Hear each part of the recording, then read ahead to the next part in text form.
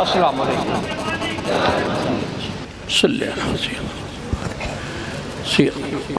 میں ایک صرف بابا زور کا جی غزل جو ہے نا، جی پھر صبح تجلی ہے کرم گار مبارک، پھر صبح تجلی ہے کرم گار مبارک، پھر سامنے ہے صاحب اقرار مبارک، وہ جس نے دل و جان کو محبت سے نوازا، آیا وہ پھر ایک بار با اسرار مبارک، آمد سے اسی کی ہیں یہ بانور فضائیں، یہ رنگ یہ خوشبوئیں یہ انوار مبارک، اب کے تو وہی جانے تبسم لے آیا، اب اس کے ٹھہرنے کے ہیں آثار مبارک، خوش آمدی عرفانی بیچارہ کے یارا، خوش آمدی عرفانی بیچارہ کے یارا، یہ ملنا مبارک ہو 100 بار مبارک، پھر صبح تجلی ہے کرم گار مبارک، پھر سامنے ہے صاحب اقرار مبارک.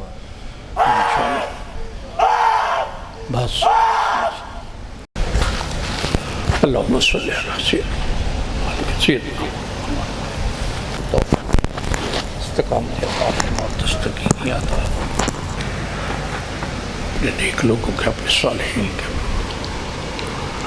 چلتے رہنے کی توفیق عطا فرما. شیطان کی شہزاد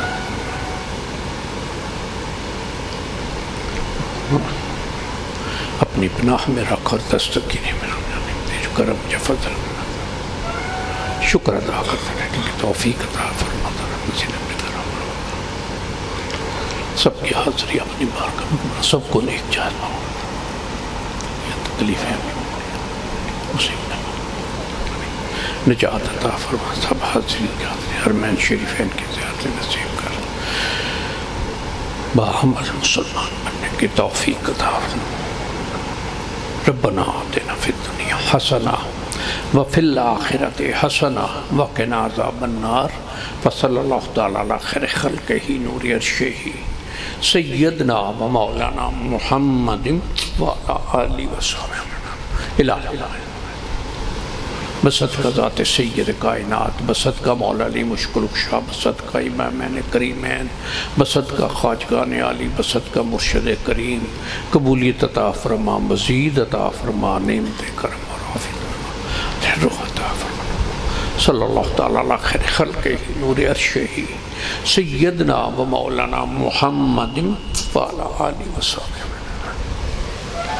جی بسم اللہ. جی لبیک پہ ہوئی سی جی پچھلے دفعہ. اچھا یہ نعرہ لگتا ہے لبیک کا، جی اس پہ آپ نے ارشاد فرمائے تھے، پھر نماز کے بھی اس میں شامل ہو گیا، اہل بیت کا بھی تذکرہ ہو گیا تھا اس میں. اچھا ہاں جی چلیں بسم اللہ. آج کس موضوع پر چاہیں گے؟ کیا بات ہو، کس طرح سے؟ مرشد کا ہونا ضروری آج کے دور میں تو بہت ضروری ہے، کیونکہ ایک شخص جو ہے خود بخود تو کچھ نہیں کر سکتا، ایک ایسے کی رہنمائی اسے چاہیے جو اس کی غلطیوں کی، کوتاہیوں کی نشاندہی کرے. دیکھیے اس میں ایک بات ہے، نبی کریم صلی اللہ علیہ وآلہ وبارک وسلم کی ذات، اور اس کو یہ اس طرح دیکھیے کہ آدم علیہ السلام سے لے کر نبی کریم صلی اللہ علیہ وآلہ وبارک وسلم تک، یا اس سے پہلے دیکھیں آپ، آدم علیہ السلام سے پہلے ایک نیگیٹو کردار ابلیس کا ہے، اور اس میں جو 2-3 خرابیاں بڑی اور جن کو اللہ تعالیٰ انتہا سے زیادہ ناپسند فرماتا ہے، اس میں ایک تکبر ہے جی، اور دوسری اس طرح کی چیزیں بغض، اناد، حسد وغیرہ. یہ تکبر، بغض، اناد، حسد، یہ ساری چیزیں جتنی نیگیٹو چیزیں ہیں وہ ایک کردار میں اس مالک تعالیٰ نے رکھ دی، اور اس کردار کا نام ہے ابلیس. جی بالکل. کہ جب اس نے اس کائنات میں اپنے آپ کو جانا چاہا، جی، کہ جب اپنی شناخت اس نے جانی چاہیے کہ اس کو کوئی پہچانے، تو آدم علیہ السلام کی تخلیق ہوئی. آدم علیہ السلام کو مسجود ملائکہ بنایا گیا. جی، شروع میں آغاز جب ہوا تو فرشتے نے انکار کیا اس کا،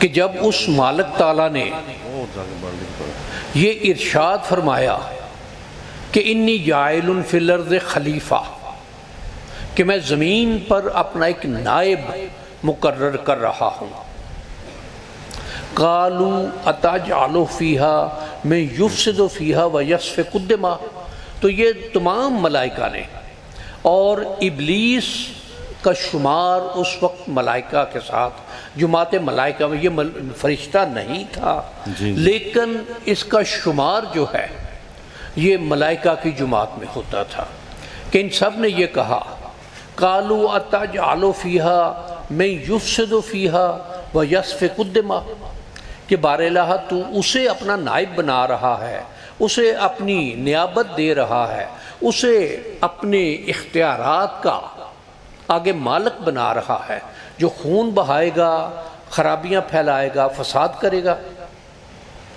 نحن نسبح بحمدک ونقدس لک، ہم ہیں کہ تیری حمد، تیری تقدیس، تیری پاکیزگی، تیری بلندی بیان کرنے والے ہیں۔ جی اس ساری بات کے جواب میں جو فرشتے نے اعتراض کیا آدم پر کہ یہ خون بہائے گا اور خرابیاں پھیلائے گا، اللہ تعالیٰ نے اس کا انکار نہیں کیا۔ جی بالکل۔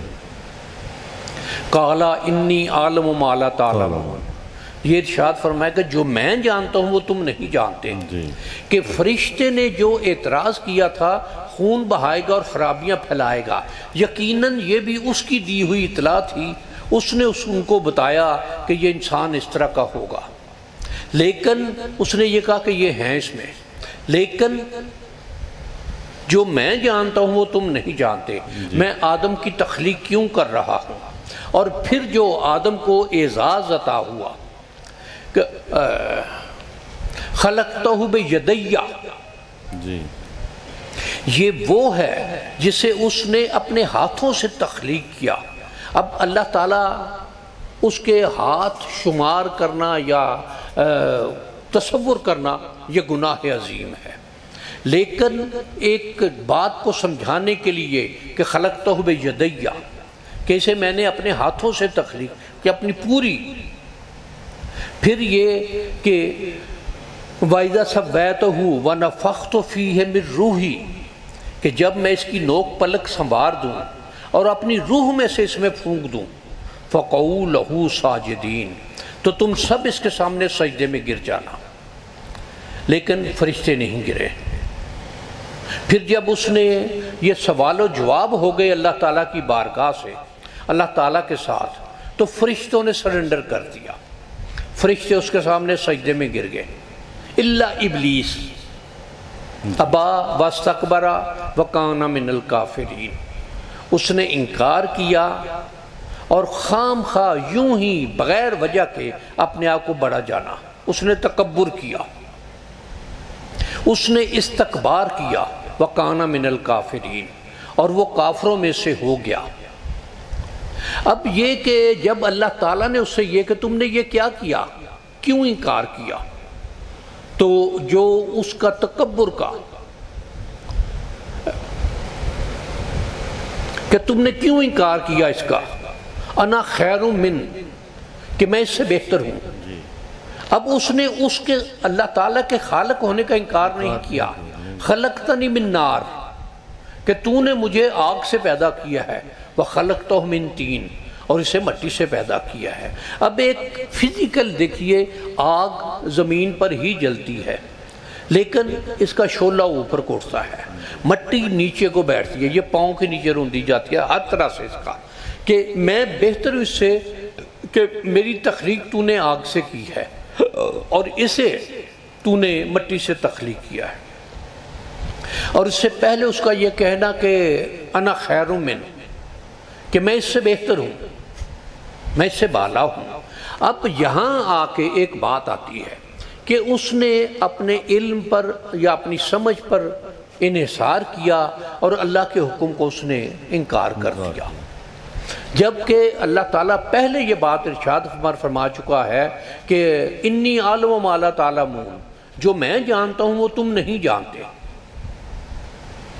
یہ بات ہو گئی فرشتے کا، یہ قالوا سبحانک لا علم لنا الا ما علمتنا، بار الہ بلند و بالا ہے تیری ذات، ہمیں کچھ علم نہیں سوائے اس کے، سوائے اس کے ما علمتنا، جو تو نے ہمیں سکھایا۔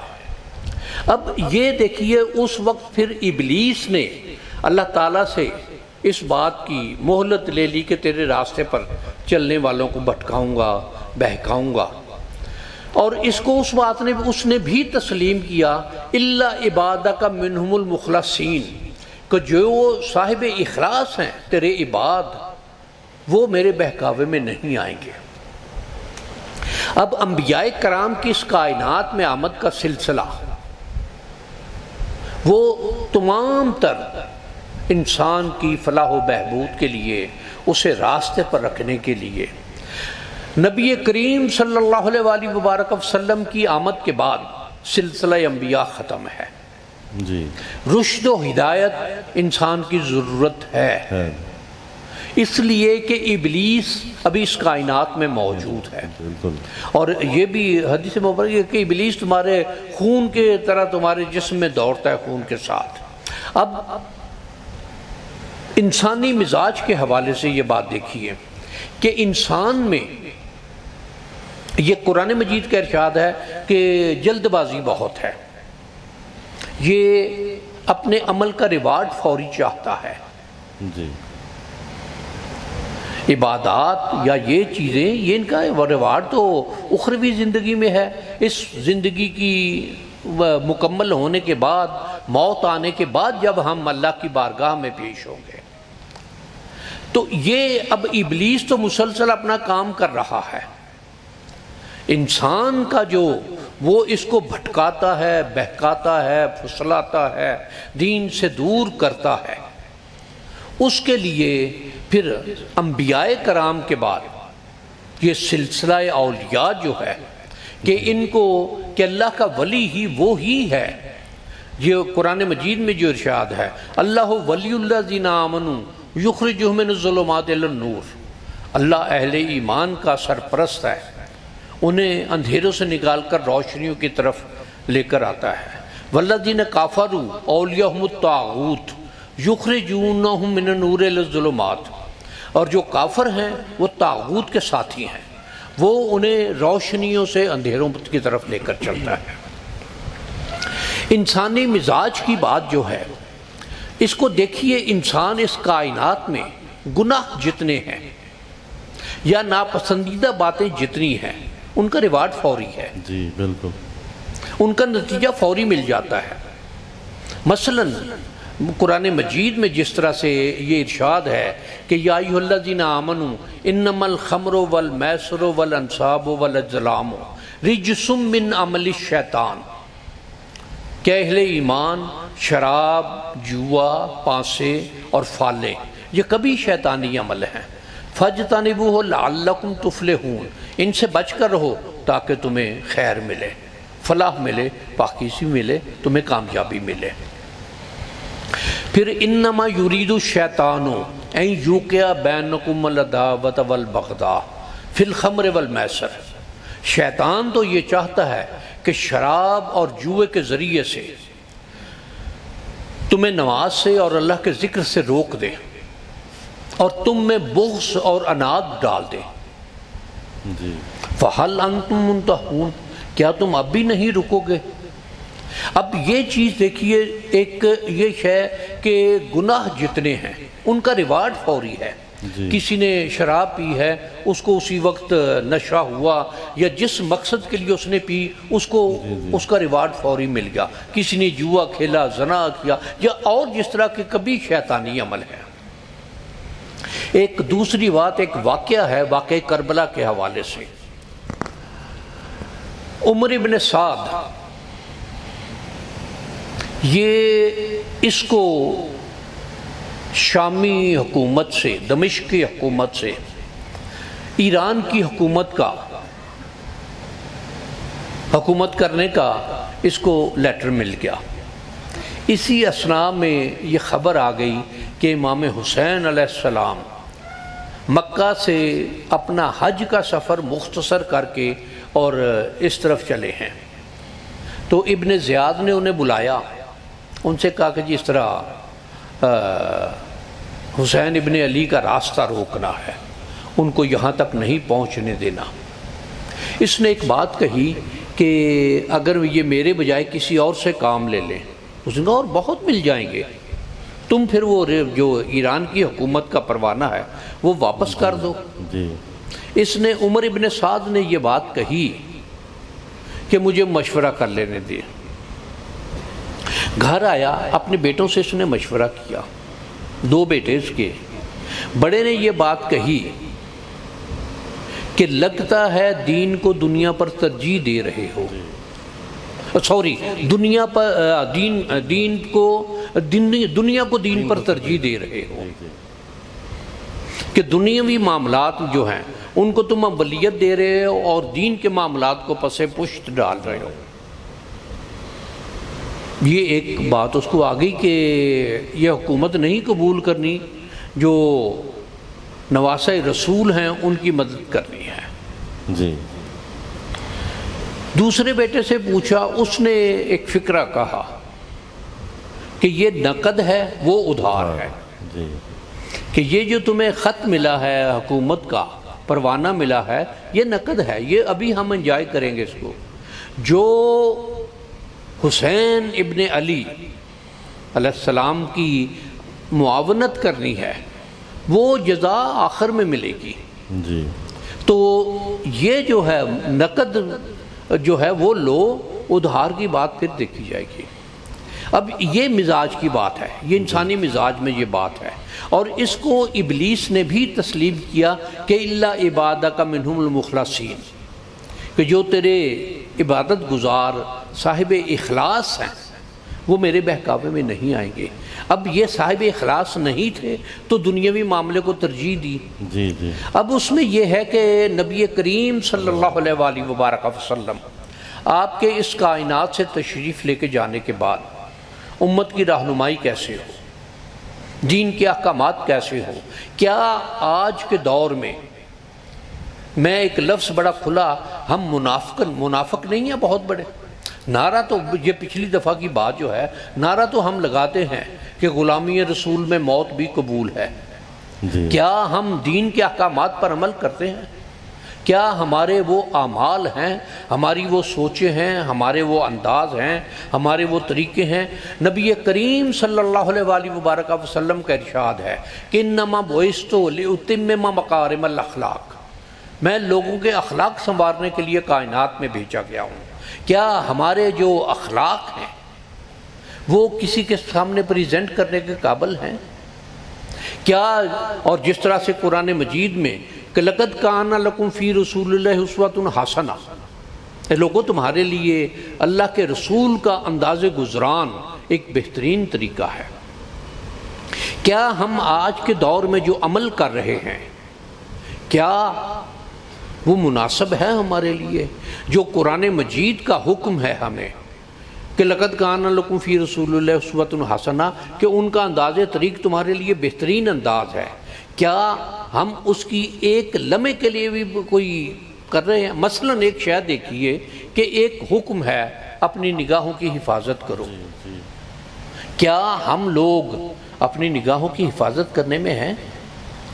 شاید یہ ہو کہ لیکچر دے کے میں 15 منٹ 20 منٹ آدھے گھنٹے کا لیکچر دے کے سڑک پر گیا اور مجھے بہت خوبصورت عورت نظر آئی، میری نظر ہی اس سے ہٹ رہی۔ کیا یہ معاملہ ہے یا نہیں؟ جی جی کیا یہ ایک بائیمان ہونے کی علامت ہے؟ اور یہ اس کے باوجود ہے۔ دیکھیے اسلام جو ہے کہ حضرت عمر فاروق رضی اللہ تعالیٰ عنہ جب یروشلم میں فاتح کے طور پر داخل ہوتے ہیں تو آپ کا غلام گھوڑے پر سوار ہوتا ہے اور آپ نے باغ پکڑی ہوتی ہے۔ جی لوگ کہتے ہیں یہ کہ ان کا جی ہمارا یہ راستے میں معاہدہ ہوا تھا کہ آدھا سفر یہ گھوڑے پر سواری کرے گا اور میں رکاب پکڑ کر چلوں گا، اور آدھا راستہ میں گھوڑے پر بیٹھوں گا اور یہ سواری رکاب پکڑ کر چلے گا۔ تو اب یہاں جب پہنچے ہیں تو غلام کی باری سواری کی تھی، یہ مسلمانوں کا، اور 23 لاکھ مربع میل کا فرما روا بادشاہ حاکم۔ اور ایک اور واقعہ ہے کہ جب سلطنت روما نے اپنا ایک نقاصد بھیجا کہ جا کے دیکھ کے آؤ مدینہ میں کہ یہ مسلمان کیسے حکومت کرتے ہیں، کیا ان کا انداز ہے کہ یہ فتوحات ان کی بڑھتی ہی چلی جا رہی ہیں۔ وہ آیا مدینہ منورہ میں، لوگوں سے پوچھا کہ تمہارا بادشاہ کون ہے؟ لوگوں نے کہا بادشاہ کیا ہوتا ہے؟ کہ اچھا حاکم تمہارا؟ کہ ہمارا تو حاکم بھی کوئی نہیں، ہمارا تو امیر ہے۔ اچھا اس کا محل کہاں ہے؟ کہ محل وحل تو کوئی نہیں ہے اس کا، کہ وہ کہاں ملے گا؟ تو پھر ایک نے کہا کہ یہ میں نے تھوڑی دیر پہلے امیر المومنین عمر کو اس راستے پر جاتے دیکھا ہے۔ وہ پوچھتے پوچھتے چلا تو شہر سے باہر نکل آیا تو دیکھا تو ساتھ والے ایک خالی جگہ پر، ریت پر، حضرت عمر فاروق رضی اللہ تعالیٰ عنہ 23 لاکھ مربع میل، یہ کہنے کی بات ہے، اس کا حاکم وہ اپنے درے کا تکیہ بنا کے اور ریت پر سو رہا ہے، اور پسینہ اس کے پیشانی سے بہہ کر ریت میں جذب ہو رہا ہے۔ اس پر اس نے وہاں ایک فقرہ کہا کہ عدلتا امنتا فنمتا، عدلتا امنتا فنمتا، تو نے عدل کیا، تو امن میں ہے اور مزے سے سویا ہوا ہے۔ اب یہ شے دیکھیے 57 اسلامی ممالک ہیں، ایک اتنا سا ملک ہمارے لاہور کے یا کمالیہ سے شاید چھوٹا ہے، وہ اس نے مسلمانوں کو مار مار کر ان کا برا حال کر دیا۔ کیا کسی ایک مسلمانوں کے ملک میں کہیں آپ کہہ سکتے ہیں انصاف ہو رہا ہے؟ جی نہیں۔ اب وہ موجودہ حالات پر اگر آ جائیں تو 26 سال بعد 28 مئی یاد آ جاتی ہے، اس کی چھٹی کر دی جاتی ہے کہ اس کو قیدی نمبر 804 کو اس کی تاریخ ضمانت نہ مل جائے۔ پھر کل کیا کچھ ہوا کورٹ میں جی، کہ جب ایک فیصلہ ہو چکا ہوا ہے پھر اس پر اعتراض کوئی نہیں ہو سکتا، اور جج نے وہ اعتراض سنا بھی اور مانا بھی، یہ ہے نا۔